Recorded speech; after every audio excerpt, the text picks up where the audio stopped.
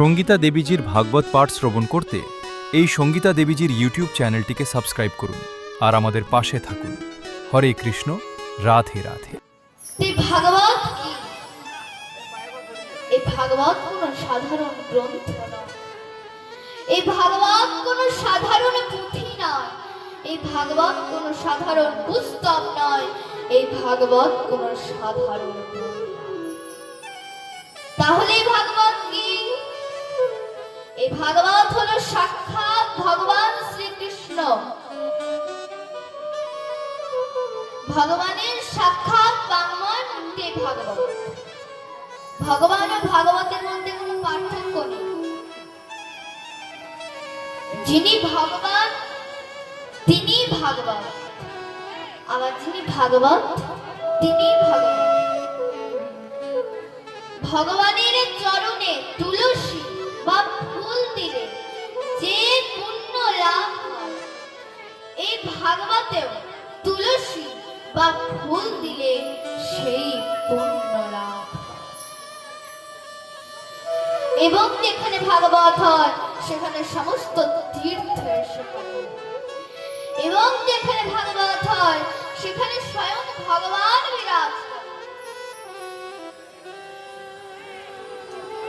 তো নারদমুনি ভগবানকে প্রশ্ন করলেন, হে প্রভু, আপনি কোথায় কোথায় অবস্থান করেন?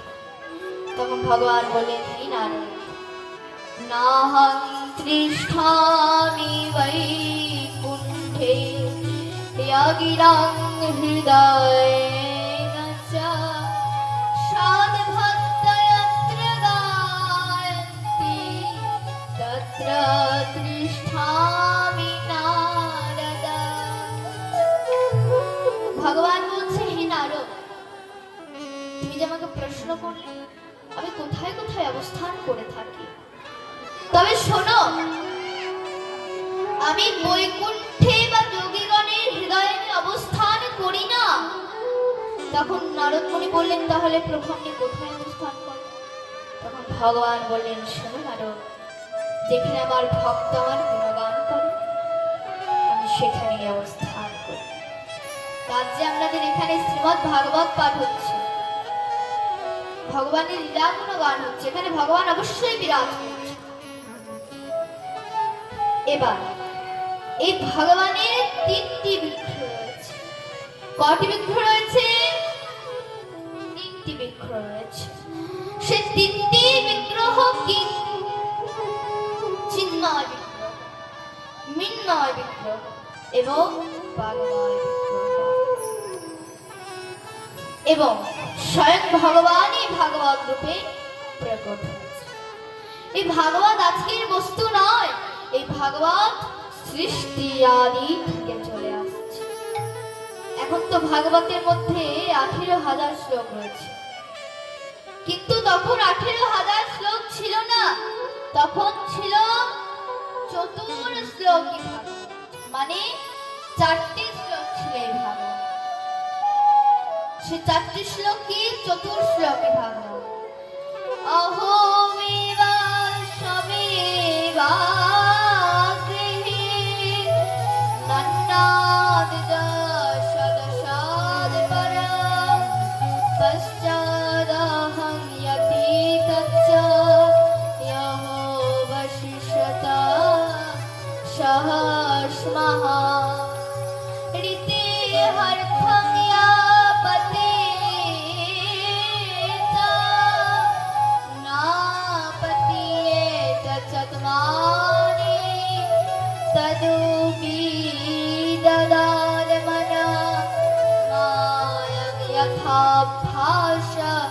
यथा तमः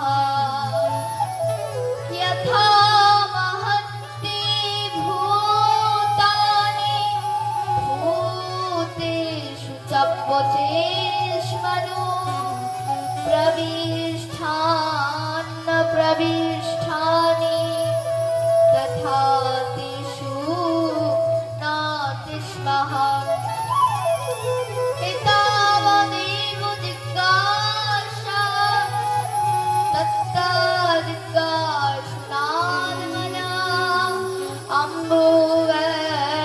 अम्बुवतिरेकफा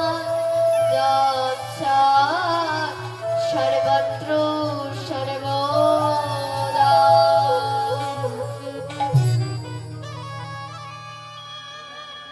এই হলো চতুর্থ শ্লোক ভাগবত। এবারে 4টি শ্লোক ভগবান ব্রহ্মাকে দিয়েছিলেন। ব্রহ্মা আবার তার নিজ পুত্র নারদ মুনিকে দিয়েছিলেন। নারদ মুনি আবার বেদব্যাস মুনিকে দিয়েছিলেন। এবার বেদব্যাস মুনি সেই দিকে 18,000 শ্লোকে 335টি অধ্যায়ে 12টি স্কন্ধে বিভাজিত করলেন এবং সেটি নাম প্রাণ হয়ে গেল শ্রীমদ্ ভাগবত মহাপুরাণ। বলে ভাগবত মহাপুরাণে কি।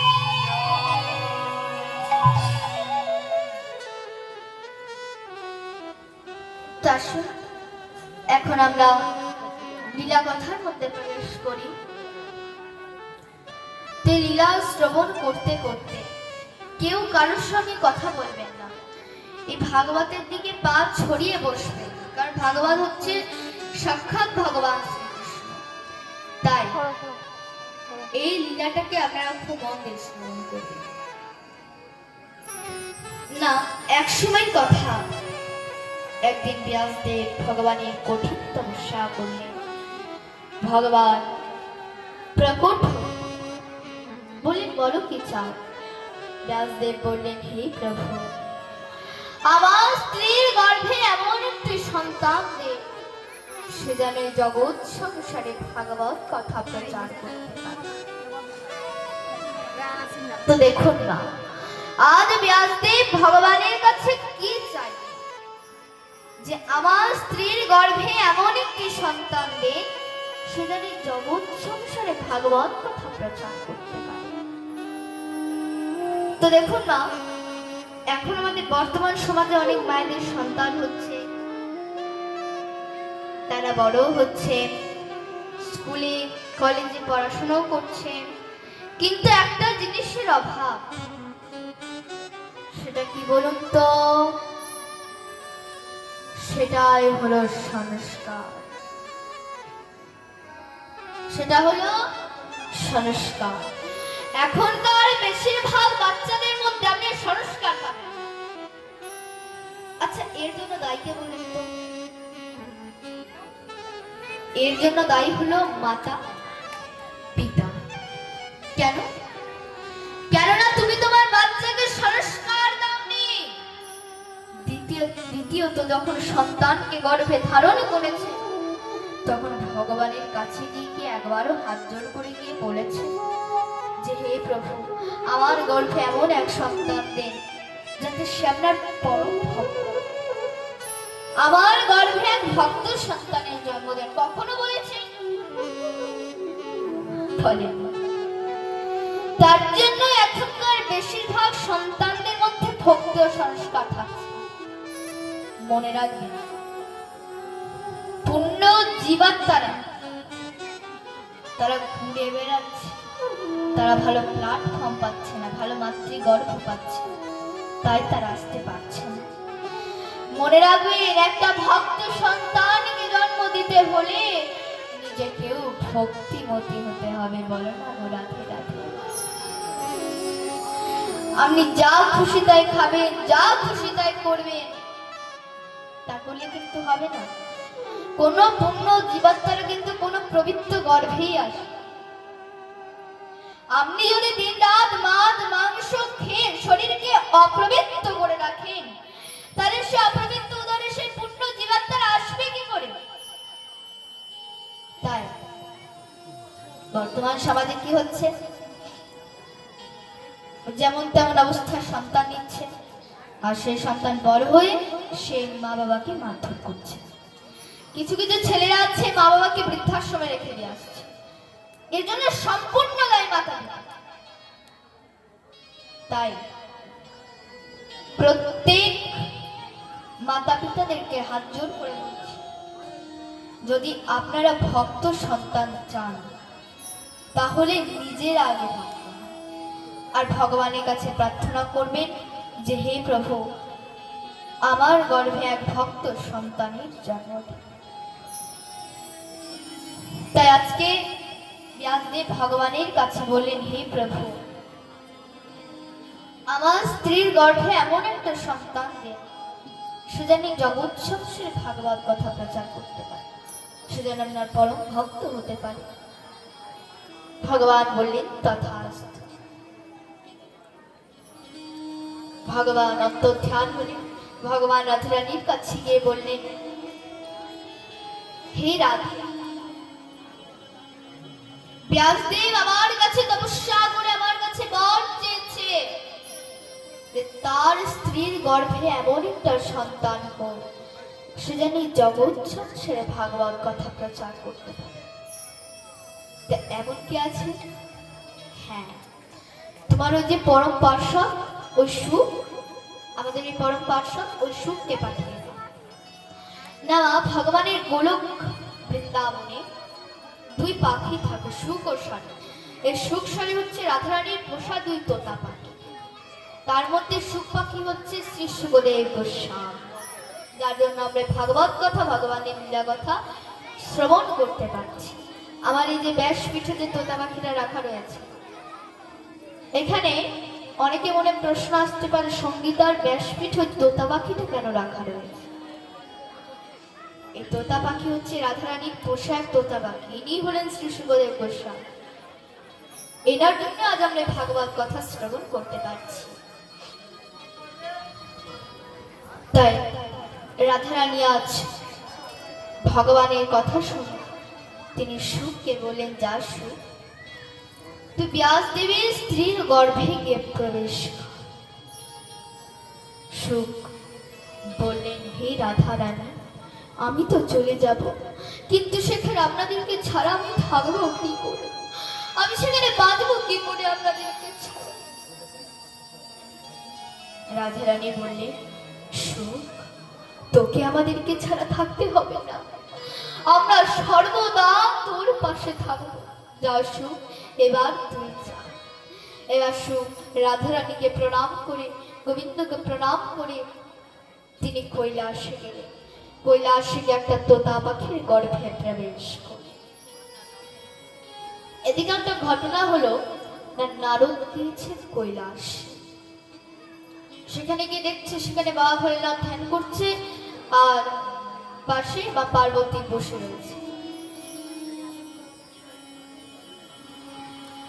সেখানে বাবা ভোলেনাথ ধ্যান করছে আর পাশে মা পার্বতী বসে রয়েছে। তো আমরা তো সবাই শুনি যে মহাদেব নিরন্তর ধ্যান করে। তো মহাদেব আসলে কার ধ্যান? মহাদেব গোবিন্দের ধ্যান করেন। গোবিন্দের পরম ভক্ত হচ্ছে কে? মহাদেব।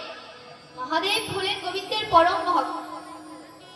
তাই কেউ যদি ভাবেন আমি মহাদেবকে নিয়ে গিয়ে ভগবানের ভজন সাধন করব, তাহলে তার ভজন সাধন কোনোদিন সার্থক হবে না। একদম পরিষ্কার কথা। কেউ যদি ভাবেন আমি ভগবানের ভজন সাধন করব, তাহলে আগে মহাদেবের ভক্ত হন। কারণ মহাদেবী পারবেন গোবিন্দের সঙ্গে আপনাকে যোগ করে দিতে। মহাদেবী পারবেন ভক্তদের গোবিন্দের সঙ্গে যোগ করে দিতে। কারণ মহাদেব হলেন গোবিন্দের পরম ভক্ত। আগে মহাদেবের কৃপা লাভ করুন, তারপর ভগবানের কৃপা হবে। মহাদেবের কৃপা না হলে গোবিন্দের কৃপা হবে না, আর মহাদেবের কৃপা হলে গোবিন্দের কৃপা হবে। মহাদেব হলেন গোবিন্দের পরম ভক্ত, রাধারানীর পরম ভক্ত হলেন মহাদেব। না মা, আমরা বৃন্দাবনে এক মহান পুরুষের নাম অনেকে শুনেছি, অনেকে জানিও। তিনি হলেন শ্রী শ্রী প্রেমানন্দ মহারাজজি। তো তিনি আগে মহাদেবের উপাসক ছিলেন। তো মহাদেব তাকে কৃপা করে এখন রাধারানীর ভজন সাধন, রাধারানীর সেবায় যুক্ত করিয়ে দিয়েছে, ভগবানের সেবায় যুক্ত করিয়ে দিয়েছে। এখন বর্তমানে তিনি রাধারানীর সেবা করছেন, ভগবানের ভজন সাধন করছেন। তাই মহাদেবী পারবেন আপনাকে গোবিন্দের সঙ্গে যোগ করে দিতে, রাধারানীর সঙ্গে যোগ করে দিতে। কারণ মহাদেব হলেন রাধারানীর পরম ভক্ত। ভগবান সমস্ত ব্রজগোপীদেরকে নিয়ে বৃন্দাবনে দিব্য রাসক্রিয়া করেছিলেন। আমরা সবাই জানি, কিংবা জানি তো ভগবান যখন সমস্ত গোপীদেরকে নিয়ে বৃন্দাবনে দিব্য রাসক্রিয়া করেছিলেন, তখন সে রাসমঞ্চের গার্ড ছিলেন ললিতা দেবী। কে ছিলেন? ললিতা দেবী। এবার সে রাসমঞ্চে সেখানে পুরুষ মানুষরা প্রবেশ করার নিষেধ ছিল, পুরুষ মানুষদের প্রবেশ করার নিষেধ ছিল। সেখানে পুরুষ বলতে একজনই ছিলেন, সে হচ্ছে গোবিন্দ। এবার সেখানে খুব সুন্দর একটি ঘটনা ঘটেছিল নাকি, সে রাসমঞ্চে রাসে অংশগ্রহণ করবার জন্য কিন্তু সেখানে মহাদেবও গিয়েছে। মহাদেব যেই না প্রবেশ করতে যাবে, দ্বার করিয়ে দেন ললিতা দেবী। হে মহাদেব, হে দেবাদিদেব মহাদেব, আমার উপর আদেশ আছে, এখানে পুরুষ মানুষরা যাতে প্রবেশ করতে না পারে। এখানে পুরুষ বলতে একজনই আছেন, সচ্ছে গোবিন্দ। কৃপা করে আপনি প্রবেশ করবেন। তখন মহাদেব বললেন, হে দেবী, হে ললিতা দেবী, আমি অনেক আশা করে এসেছি রাসে অংশগ্রহণ করব বলে, কৃপা করে রাসে আমাকে অংশগ্রহণ করতে দিন। ললিতা দেবী বলেন, ঠিক আছে ঠিক আছে, আপনি এখানে বসুন, আমি রাধারানীর কাছে অনুমতি নিয়ে আসি। মহাদেব সেখানেই বসে থাকলেন এবং ললিতা দেবী আদেশ নিতে চলে গেলেন। এবার মহাদেব তিনি সেখানেই বসে বসে রাধারানীর কাছে প্রার্থনা করতে লাগলেন, হে শ্রীজি, হে বৃন্দাবনেশ্বরী, কৃপা করে রাসে অংশগ্রহণ করার অনুমতি দিন। আবার আমি অনেক আশা করে এসেছি এই রাসে অংশগ্রহণ করব বলে। এইভাবে মহাদেব রাধারানীর কাছে প্রার্থনা করতে লাগলেন এবং রাধারানীর স্তুতি গাইলেন, যেটাকে বলা হয় শ্রী রাধা কৃপা কটাক্ষ স্তোত্র। শ্রী রাধা কৃপা কটাক্ষ স্তোত্র যে নিত্য পাঠ করে বা শ্রবণ করে, তার উপর রাধারানী অত্যন্ত কৃপা লাভ হয়। তো আসুন আমরা একটু সংক্ষেপে সেই শ্রী রাধা কৃপা কটাক্ষ স্তোত্র শ্রবণ করি। মহাদেব তিনি রাধারানীর কাছে প্রার্থনা করছেন, কি বলছে?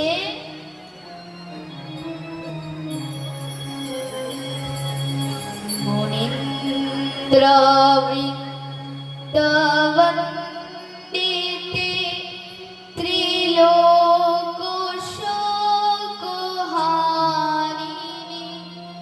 প্রসন্নবক্রপঙ্কজে নিকুঞ্জভূবিলাসিনী মনিন্দ্রবৃন্দবন্দিতে ত্রিলোকশোকহারিণী প্রসন্নবক্রপঙ্কজে নিকুঞ্জভূবিলাসিনী।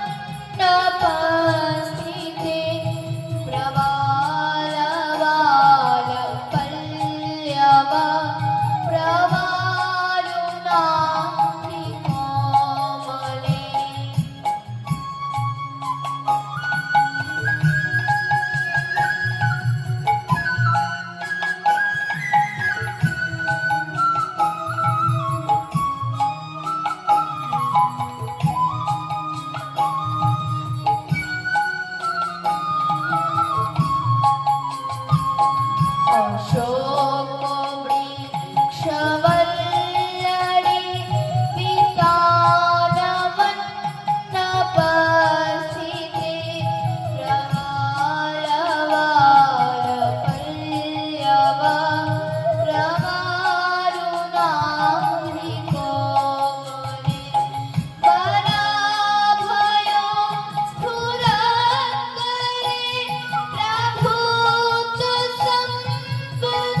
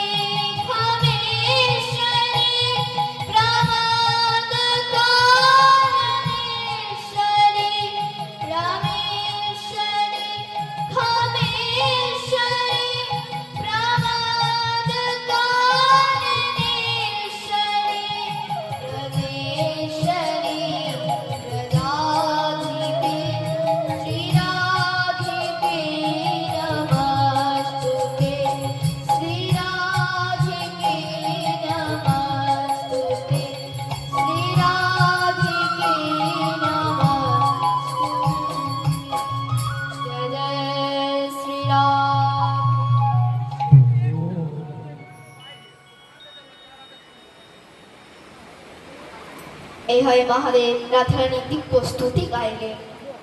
তাই মহাদেব হলেন গোবিন্দের পরম ভক্ত, রাধারানীর পরম ভক্ত হলেন মহাদেব। তাই আজকে নারদমণি তিনি কৈলাস থেকে দেখছে, সেখানে মা ভোলেনাথ ধ্যান করছে আর মা পার্বতী সেখানে পাশে বসে রয়েছে। নারদমণি গেলেন, গিয়ে প্রণাম জানালেন, হে দেবী আমার প্রণাম গ্রহণ করুন। মা পার্বতী বলছে, আরে নারদ, আরে এসো নারদ, এসো। বসতে দিয়েছে, খুব সুন্দর হয়ে বসেছে। মা পার্বতী নারদকে খুব সম্মান করতেন। কেননা শিব পার্বতীর বিয়ের ঘটক ছিল নারদ, ওই জন্য খুব সম্মান করে বসতে দিয়েছে। নারদমণি বসেছে। নারদমণি বলেন, মা অনেকদিন ধরে একটা প্রশ্ন আমার মাথায় শুধু ঘোরাফেরা করছে, তাই ভাবছি বলবো কি। মা পার্বতী বলছে, আরে আরে বলো নারদ, কেন বলবে না? এবার নারদমণি বললেন, না আমি অনেক সময় ভাবি যে মহাদেবকে সমস্ত দেবতাগণ ধ্যান করে, সবাই মহাদেবের পূজা করেন, ব্রহ্মা বিষ্ণু এমনকি অসুররা, কি ব্রহ্মা কি বিষ্ণু কি দেবতা কি অসুর সবাই তো মহাদেবকে পূজা করে, কিন্তু মহাদেব কার পূজা করে, মহাদেব কাকে ধ্যান করে? এমন কে আছে? নিশ্চয় কিছু তো ব্যাপার আছে। আর আপনি তো মহাদেবের অর্ধাঙ্গিনী, আর মহাদেব তো অর্ধনারীশ্বর। তো আপনি নিশ্চয় জানবেন যে মহাদেব কার ধ্যান করে, মহাদেব সবসময় কার চিন্তন করে, কার ধ্যান করে, কার ভজন করে, কার তপস্যা করে। আপনার থেকে ভালো আর কে জানে? আপনি একটু বলবেন না? মা পার্বতী বললেন, সে তো আমিই জানি না দেবশ্রী। সে কি মা, আপনার স্বামী কার ধ্যান করে, কার ভজন করে, কার চিন্তন করে, আপনি সেটাই জানেন না? তো মহাদেব আসলে তো গোবিন্দের ধ্যান করেন, গোবিন্দের ধ্যান করেন মহাদেব, কিন্তু নারদের উদ্দেশ্য ছিল ঝগড়া লাগা। তাই নারদ বললেন, বাবার গলায় যে মুন্ড মালাগুলো আছে না, বাবা মনে হয় ওই মুন্ড মালারই ধ্যান,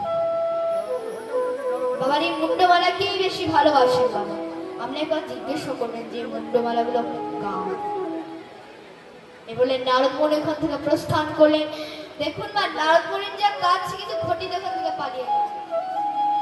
মা পার্বতীর তো অবস্থা খারাপ, একদম চোখ মুখ একদম লাল হয়ে গেছে। মহাদেবের ধ্যান সমাপ্ত হয়েছে, মহাদেব উঠে বসেছে, দেখছে মা পার্বতী পাশে মুখটা গোমরা করে বসে আছে। মহাদেব বলে, আরে কি হয়েছে দেবী, আরে মুখ গোমরা করে বসে আছে কেন? কিছু হয়েছে নাকি তোমার? পার্বতী বলছে, না আবার কিছু হয়নি। মহাদেব বলেন, কিছু তো একটা হয়েছে। আরে বলো কি হয়েছে তোমার? মা পার্বতী বলছে আমার কিছু হয়নি। বা ভোলেনাথ বললেন, আচ্ছা দেবী তুমি একটা কথা বলো আমার, এই কৈলাসে কি কেউ এসেছিল? মা পার্বতী বলছে, হ্যাঁ এসেছিল। বুঝতে পেরেছি, কে এসেছিল? নারদ এসেছিল। বুঝতে পেরেছি, বাবু ঘটিয়ে দিয়ে চলে গেছে। বলো নারদ তোমাকে কি বলে গেছে? মা পার্বতী বলছে, আচ্ছা আপনি আমাকে ভালোবাসেন না? বা ভোলেনাথ বলেন, কে বললো বাসি না? বাসি তো। আপনি আমাকে প্রেম করেন না? বলছে, কে বললো করি না? করি তো। ভগবানের পরে যদি কাউকে প্রেম করি, কাউকে ভালোবাসি, সত্যি বলছে না, এগুলো সব মিথ্যে। মহাদেব বলেন, কেন মিথ্যে দেবী? পার্বতী বলছে, আচ্ছা তাহলে আপনার গলায় যে মুন্ড মালাগুলো আছে ওইগুলো কার? বাবা ভোলেনাথ বলেন, দেবী এসব পরের কথা, পরে বলবো। বুঝতে পেরেছি কিছু একটা ব্যাপার আছে। আরে দেবী পরে বলবো আমি। না আপনি এক্ষুনি বলুন এই মুন্ড মালাগুলো কার। অনেক জোর করার পর বাবা ভোলেনাথ বললেন, দেবী এই মুন্ডমালার কাউরির নয়, একমাত্র তোমার। গাই বল হরি বল হরি বল। বলছে আবার, হ্যাঁ তোমার। বলছে আবার মুন্ডমালা আপনার গলায় কি করে? বাবা ভোলেনাথ বলছে, শোনো, তোমার যতবার জন্ম হয়েছে বা মৃত্যু হয়েছে, তোমার ওই মুন্ডমালা আমি কণ্ঠে ধারণ করে রেখেছি। মা পার্বতী বলছে, আচ্ছা বুঝতে পেরেছি, আমার এতবার জন্ম হয়েছে, আমার এতবার মৃত্যু হয়েছে, আর আপনার হয়নি? বাবা ভোলেনাথ বললেন, না আমার হয়নি, কারণ আমি অমর কথা পান করেছি বলে আমার হয়নি। পার্বতী বলছে, তাহলে আমাকেও সমর কথা পান করান, আমিও সমর কথা পান করতে চাই। ভোলেনাথ বলে, দেবী ঠিক শোনা, আমার খুব জল পিপাসা লেগেছে, আগে আমাকে একটু জল দাও। জোর করার পর মা পার্বতী এখন মহাদেবকে জল দিয়েছে। এভাবে মা পার্বতী কিন্তু সকল সময় বলতে থাকে যে কখন আমাকে অমর কথা পান করাবে, কখন আমাকে অমর কথা পান করাবে। এমনকি ঘুমের ঘোরে বলতে থাকে, কখন আমাকে অমর কথা পান করাবে, কখন আমাকে অমর কথা পান করাবে।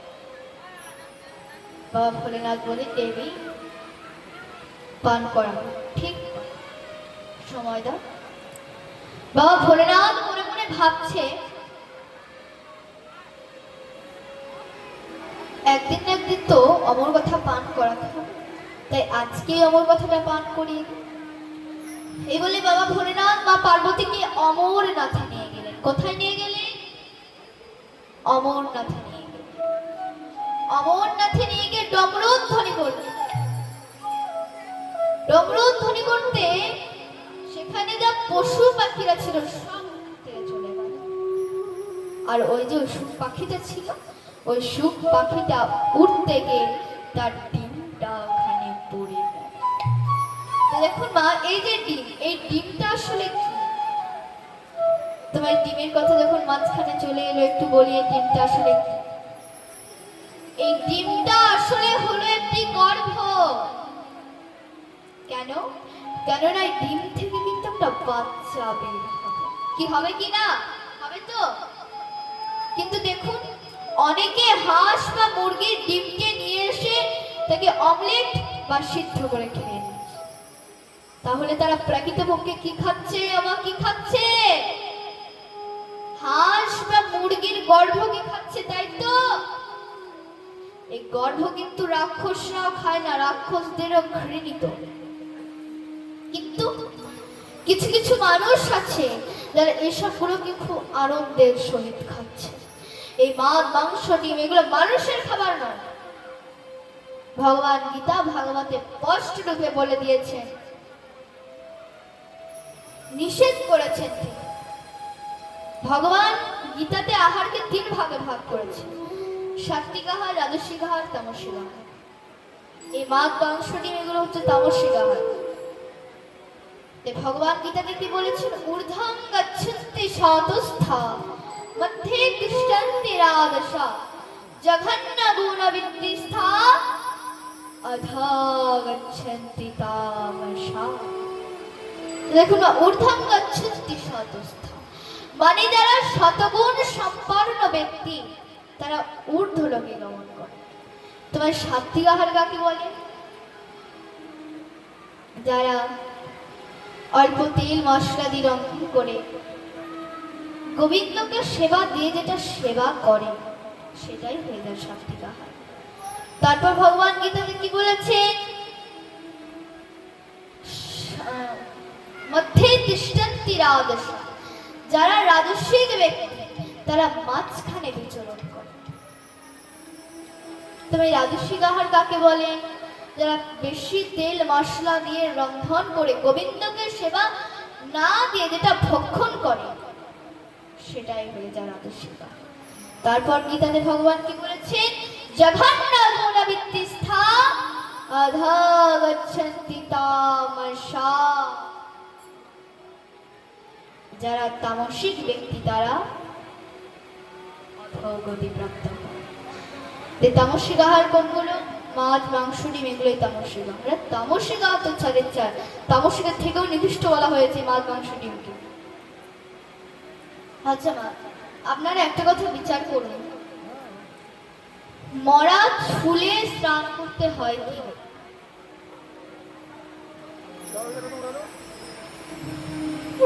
বলুন, মরা চুলে স্নান করতে হয় কিনা? হয়তো কি আপনারা করেন? তো নিশ্চয় করেন। তাহলে আপনারা একটা কথা বিচার করুন, মরা চুলে যদি স্নান করতে হয় তাহলে মরা খেলে আপনি কি করবেন? বলুন, কি করবেন?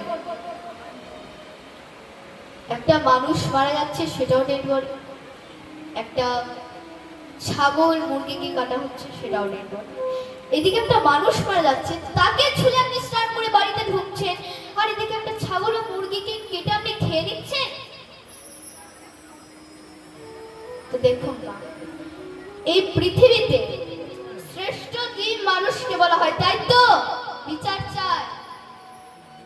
এই 84 লক্ষ জনের মধ্যে মানুষকে সর্বশ্রেষ্ঠ জীব বলা হয়। তাহলে সেই মানুষ মারা গেলে তাকে ছুলে আমরা স্নান করে বাড়িতে ঢুকি, কিন্তু মানুষের থেকে নিচু জীব ছাগল, মুরগি, আরো কত প্রাণীদের মাংস কিনে নিয়ে অনেকে খেয়ে নিচ্ছে। ভগবান গীতাতে একদম স্পষ্ট রূপে বলে দিয়েছেন, অবশ্যমেব ভক্তব্যম কৃতম কর্ম সুহাস। অবশ্যই তোমার কর্মের ফল তোমাকে ভোগ করতে হবে।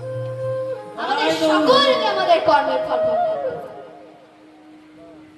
আমরা সকলে আমাদের নিজেদের কর্মের ফল ভোগ করব। তো এই মরা প্রাণীদের মাংস খেতে খেতে এই শরীরটা আমাদের সমাধি ক্ষেত্র হয়ে গেছে। তো যার সারাটা শরীর মরা ভর্তি, সে কি করে ভগবানের সেবা করবে বলুন? অনেকে বলে না, এইসব খাবারের কথা কোথায় লেখা আছে? শ্রীমদ্ ভাগবত গীতার 17 অধ্যায় খাবারের বিষয়ে ভগবান উল্লেখ করেছে। সাত্বিক আহার, রাজস্বিক আহার এবং তামসিক আহার। আচ্ছা মা, আগুনের মধ্যে যদি আপনি প্লাস্টিক ফেলেন তাহলে কিসের গন্ধ বেরোবে? প্লাস্টিক পোড়া গন্ধ বেরোবে। যদি কর্পূর ফেলেন তাহলে কর্পূর পোড়া গন্ধ বেরোবে। যদি ধুনো ফেলেন তাহলে ধুনোর গন্ধ বেরোবে। তাই তোমার পেটের মধ্যে আগুন জ্বলছে, যার নাম জঠরাগ্নি। আচ্ছা মা, আমাদের শরীর গরম থাকে আমরা সবাই জানি। জঠরে তুমি যা ফেলবে তেমনি তোমার মনোবৃত্তি তৈরি হবে। এই আহার থেকে বিচার তৈরি হয়। তমগুণী আহার করলে কোনোদিনও তোমার বিচার শুদ্ধ হবে। আচ্ছা মা, কাঁসা বা পিতলের বাসন যদি আপনি দীর্ঘদিন বাক্সে ভরে রেখে দেন, তাহলে সে বাসনে ছোপ ছোপ দাগ, আবার বাঁচতে বাঁচতে সেগুলো আবার পরিষ্কার হয়। তাই বিষয় ভোগ করতে করতে এই দেহটাতে যে আমাদের অনেক ছোপ ছোপ দাগ পড়ে গেছে গো মা, তাই দেহটাকে আমাদের কি করতে হবে? চেত দর্পণে মার জানা, এই দেহটাকে আমাদের মেজে মেজে পরিষ্কার করতে হবে। তো কি দিয়ে পরিষ্কার করবেন গো মা? সাবান দিয়ে পরিষ্কার করবেন? লাইফবয়, ভিমের, রেগিলা? না না, এই চিত্তকে পরিষ্কার করবার সাবান দিয়ে গেছেন আমার মহাপ্রভু। তো কিসের সাবান? হরে নাম হরে নাম হরে নামাই কেবলম কলো নাস্তি বনস্তি বনস্তি গতিরন্যথা। এই পৃথিবীতে হরি নাম ছাড়া গতি নাই, গতি নাই, গতি নাই। তা শুন, আমরা সকল মিলে কোনো হাত প্রসার করে বলি, হরে কৃষ্ণ কৃষ্ণ কৃষ্ণ হরে হরে, হরে রাম রাম রাম হরে হরে। নিতাই গৌর সীতানাথ দেব। আনন্দে বলো অবিরাম, মধুর হরি নাম। আনন্দে বলো অবিরাম, হরি নাম, প্রেমানন্দে বলো হরি নাম।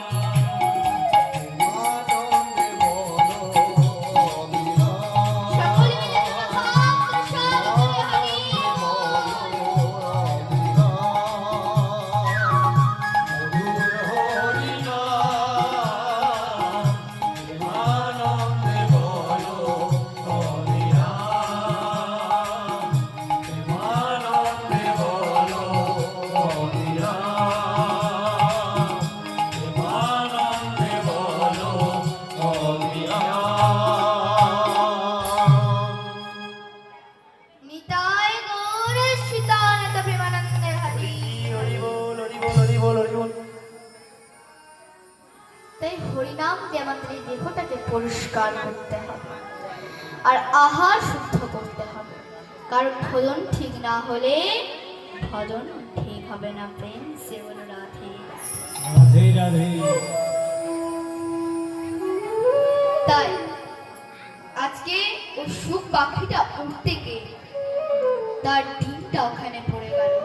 এদিকে বাবা ভোলেনাথ মা পার্বতীকে বললেন, শোনো দেবী, আমি তো ধ্যানস্থ হয়ে তোমাকে অমর কথা পান করাবো, তা তুমি যেন মাঝে মাঝে হু হাঁটা দিও।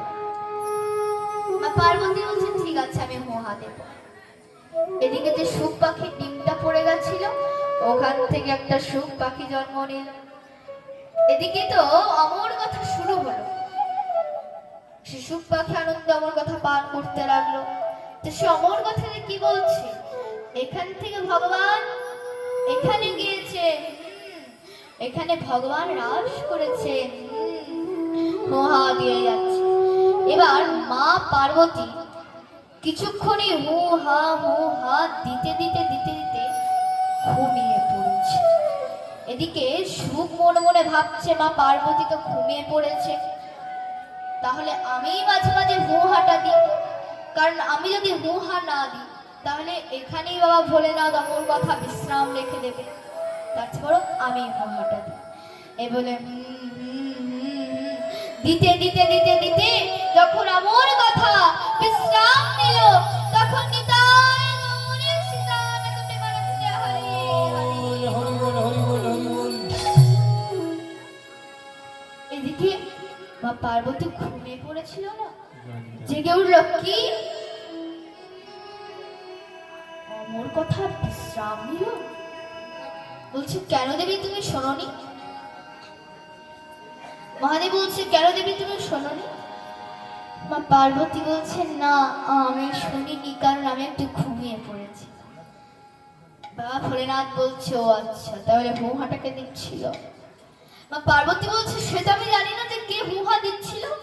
ওপর দিকে তাকিয়ে দেখছে একটা সুখ পাখি ভোলেনাথ দিকে তাকিয়ে ত্রিশূল নিয়ে ছুটলো। ওই পাখিটা উঠতে উঠতে উঠতে উঠতে বদ্রীনাথে এলো। দেখুন মা, অমরনাথ থেকে বদ্রীনাথ, ওই বদ্রীনাথে একটা আশ্রম ছিল, ওই আশ্রমটা ছিল ব্যাসদেবের। ব্যাসদেবের স্ত্রীর নাম হচ্ছে মিথিলা। ওই মিথিলা যখন জিহ্বা নিচ্ছিলেন, হাই তুলছিলেন, হা সেই সময় সুখ পাখির মুখের ভেতর থেকে গর্ভে প্রবেশ করবে। বাবা ভোলেনাথ শূন্য বলছে, কি তুই ভূমিষ্ঠ হবি না? তোকে একদিন না একদিন তোকে ভূমিষ্ঠ হতে হবে, সেই দিন তোকে বিখণ্ডিত করে দেব। ততদিন পর্যন্ত আমি এইখানে বসে থাকবো। আর মহাদেব যেখানে একবার ত্রিশূল গেড়ে বসে যান, সে 10-20,000 বছর তো দেখতে দেখতে। মা পার্বতীর সঙ্গে কথা বলতে বলতে ভোলেনাথ এমন সমাধিতে বসেছে যে 87,000 বছর কেটে গেছে। ব্যাসদেব আশ্রম থেকে বেরিয়ে আর বলি, বাবা কি হলো, আপনি তো রেগে আছেন কেন? ভোলেনাথ বলেন, দেখো না, একটা সুখ পাখি তোমার স্ত্রীর গর্ভে প্রবেশ করেছে, আর ওই সুখ পাখিটা আমার অমর কথা পান করে নিয়েছে, তা আবার চুরি করে অমর কথা পান করেছে, তাই ওকে আমি মেরে ফেলি। ব্যাসদেব বলে, বাবা আপনিই তো বলেছেন যে নাকি অমর কথা পান করে সে নাকি অমর হয়ে যায়, তাহলে আপনি ওকে মারবেন কি করে? মারতে তো আর পারবেন না, কারণ ও তো অমর কথা পান করে তো অমর হয়ে গিয়েছে, তাহলে আপনি ওকে মারবেন কি করে?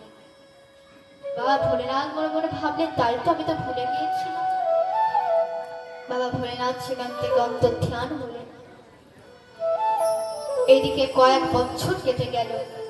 একদিন ব্যাসদেব মিথিলার গর্ভের কাছে গিয়ে বলেন, হে পুত্র, তুমি এবার ভূমিষ্ঠ হও, তোমার মা কষ্ট পাচ্ছে, কেঁদে কেঁদে বেড়াচ্ছে, তুমি ভূমিষ্ঠ হও পুত্র। ভেতর থেকে আওয়াজ এলো, না আমি ভূমিষ্ঠ হব না, আমি ভূমিষ্ঠ হলে আমাকে মায়া স্পর্শ করে। তখন তখন আমি আমার স্ত্রী হরিকে ভুলে যাব, প্রাণনাথকে ভুলে যাব। না না, আমি ভূমিষ্ঠ হব না। ব্যাসদেব বলেন, পুত্র তাহলে বলো পুত্র, তুমি কার কোথায় ভূমিষ্ঠ হবে? শ্রী সুখদেব গোস্বামী বললেন, একমাত্র যদি আমার শ্রী হরি আমায় ডাকে তবেই আমি এখান থেকে ভূমিষ্ঠ হব। ব্যাসদেব তো ভগবানের কঠিন তপস্যা করলেন, ভগবান প্রকট হলেন। ব্যাসদেব বলেন, প্রভু এবার আপনি কিছু করুন। ভগবান বললেন, হে পুত্র, তুমি এবার ভূমিষ্ঠ হও। তোমার মা কষ্ট পাচ্ছে, কেঁদে কেঁদে বেড়াচ্ছে, তুমি ভূমিষ্ঠ হও পুত্র। যেই না ভগবানের আওয়াজ দিয়েছে গর্ভে, সুখদেব গোস্বামী চমকে উঠল। কি, আমার ভগবান শ্রীকৃষ্ণ ভেতর থেকে গোবিন্দ গাত্রা নাও করলেন আর বললেন, বলে দাও প্রভু, বলে দাও, আমি ভূমিষ্ঠ হলে আমাকে কোনো মায়া স্পর্শ করবে না তো? কেন সুখদেব প্রভু বলছে আমি ভূমিষ্ঠ হলে আমাকে কোনো মায়া স্পর্শ করবে না তো? সুখদেব প্রভু তো জানেন যে ভগবানের মায়া প্রচন্ড প্রচন্ড প্রভাবশালী। এই মায়া থেকে কেউ মুক্ত হতে পারে না। এই মায়া থেকে তারা একমাত্র মুক্ত হতে পারে যারা গোবিন্দের শরণ গ্রহণ করে, তারা এই প্রকৃত তত্ত্ব বুঝতে পারবে। আর যারা গোবিন্দের মায়াতে ভেসে আছে তারা কিন্তু এই প্রকৃত তত্ত্ব বুঝতে পারবে না। না মা, ভগবান আমাদের কিছু খেলনা দিয়েছে। খেলনা, গাড়ি, বাড়ি, টাকা পয়সা, ধন সম্পদ, স্ত্রী পুত্র, আত্মীয় স্বজন, পরিবার, বন্ধু বান্ধব, এসব খেলনা। এই খেলনাতে মত্ত হয়ে আমরা সে পরম পিতাকে ভুলে বসে রয়েছি। তাই পিতার কাছে যেতে গেলে আমাদের কি করতে হবে? গোবিন্দের শরণ গ্রহণ করতে হবে, ভগবানের শরণ গ্রহণ করতে হবে। না, এক মায়ের তিনি সন্তান, মা কি করেছে? সে তিনি সন্তানকে কিছু খেলনা দিয়েছে খেলতে। এবার ওই তিনি সন্তানদের মধ্যে দুই সন্তান কিন্তু খেলনাতে মত্ত হয়ে গেছে, আর এক সন্তান মা মা মা মা বলে কেঁদে যাচ্ছে। তখন মা আবার গৃহের সব কাজ কর্ম ফেলে সে সন্তানের কাছে এসে বুকে জড়িয়ে ধরে আদর করতে লাগে। ঠিক তেমনি আমরা এখান থেকে কি শিক্ষা পাই? ভগবান আমাদের কিছু খেলনা দিয়েছে খেলতে। কি খেলনা? গাড়ি, বাড়ি, টাকা পয়সা, ধন সম্পদ, স্ত্রী পুত্র, আত্মীয় স্বজন, পরিবার, বন্ধু বান্ধব, এসব খেলনা। এই খেলনাতে মত্ত হয়ে আমরা সেই পরম পিতাকে ভুলে বসে রয়েছি। তাই পিতার কাছে যেতে গেলে আমাদের কি করতে হবে?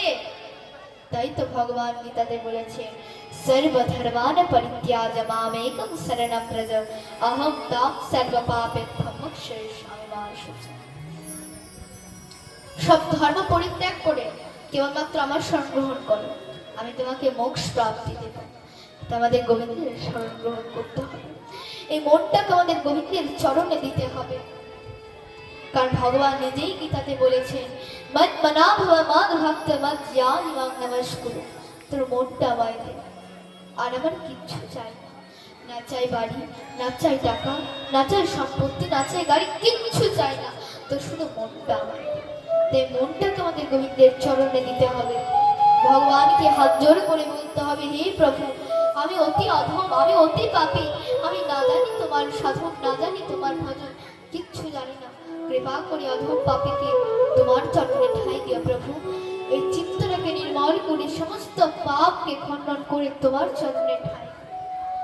তো ভগবান তোমার পরম করুণাময়, তিনি নিশ্চয়ই আমাদের সমস্ত পাপ খণ্ডন করে চিত্তটাকে নির্মল করে তার চরণে ঠাঁই দেবে দেবে। কিন্তু আমাদের গোবিন্দের শরণ গ্রহণ করতে হবে, এই মনটাকে আমাদের গোবিন্দের চরণে দিতে হবে। কারণ বা এই জগতে কেউ তোমার কেউ আপন বলতে যদি কেউ থাকে সে হচ্ছে ভগবান শ্রীকৃষ্ণ। এক রাজ্যে মন দিয়ে শ্রবণ করবেন, এক রাজ্যের ধর্মপরায়ণ রাজা ছিল। একদিন কি হয়েছে? একদিন একজন সাধু সে রাজার রাজমহলে গিয়েছে। এবার রাজা সাধুকে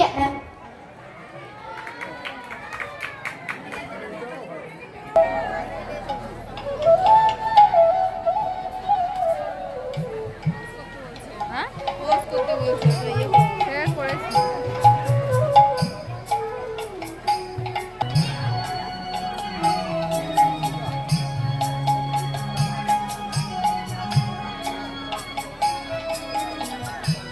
হরে কৃষ্ণ, রাধে রাধে, জয় রাধে।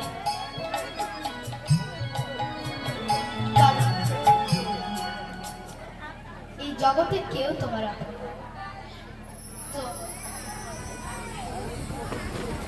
আপনারা খুব মন দিয়ে শ্রবণ করবেন।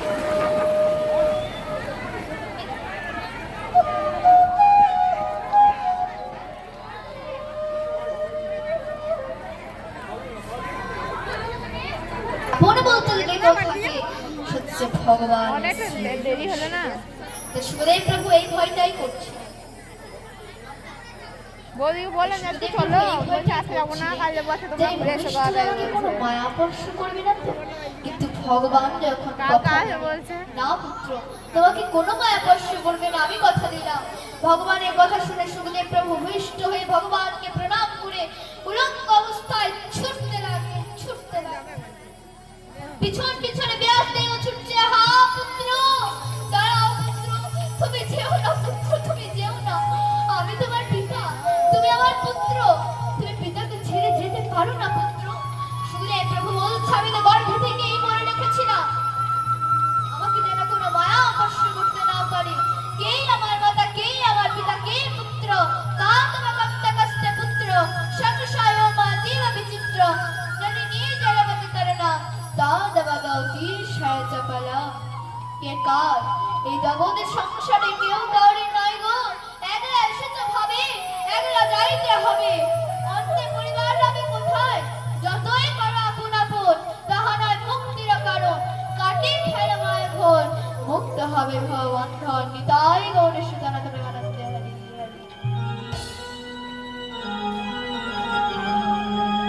বিধিরে এই কি তোমার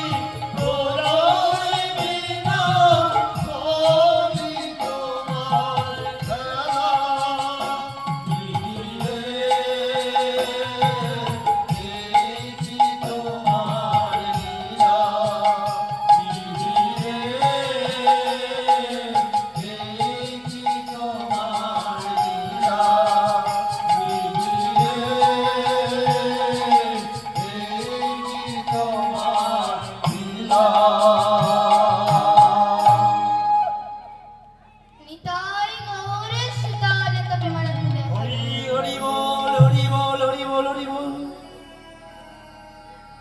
এবার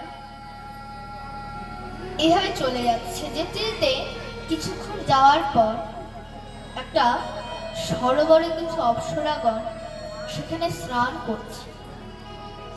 তো তারা সুখদেব গোস্বামীকে দেখে তারা লজ্জিত হলেন, কিন্তু ব্যাসদেবকে দেখে তারা লজ্জিত হলেন।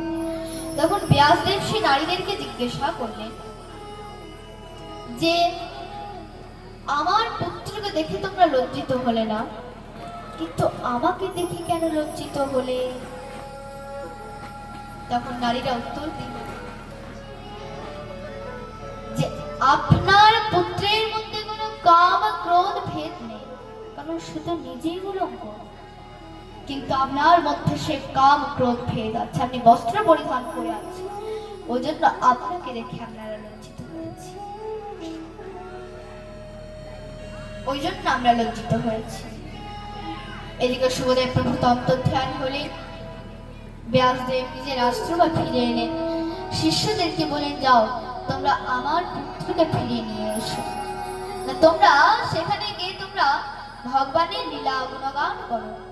এবার শিষ্যরা প্রথমবার গিয়েছে, জঙ্গলে গিয়ে লীলা গুণগান করেছে। প্রথমবার সুখদেব প্রভু আসে, দ্বিতীয়বার গিয়ে লীলা গুণগান করেছে। তখন শ্রী সুখদেব প্রভু এসেছে। আহা, তোমরা এত সুন্দর লীলা গুণগান যেন ভগবানের, আমাকে আরো বলো না, আমি শুনতে চাই। শিষ্যরা বললো আমরা বিশেষ কিছু জানি না, আমাদের গুরুদেব জানে। সুখদেব প্রভু বলছে ও তোমাদের গুরুদেব জানে, তবে চলো চলো তোমাদের গুরুদেবের কাছে আমাকে নিয়ে চলো। নিয়ে গিয়ে দেখছে আমার পিতা তাকে ষষ্ঠাঙ্গে পরিপাক করে সেখানেই থাকতে লাগলেন, আর ব্যাসদেব থেকে ভাগবত কথা শেখাতে লাগলেন। জয় গৌর হরি বল হরি বল। এবার পরবর্তীকালে এই শ্রী সুখদেব গোস্বামী তিনি পরীক্ষিত মহারাজকে ভাগবত কথা শ্রবণ করিয়েছিলেন। তো কে ছিলেন এই পরীক্ষিত মহারাজ? তিনি এক পাণ্ডব বংশের রাজা, ধর্মপরায়ণ রাজা ছিলেন। একদিন কি হয়েছে, একদিন তিনি জঙ্গলে শিকার করতে গিয়েছেন। জঙ্গলে শিকার করতে করতে একটা অদ্ভুত দৃশ্য তার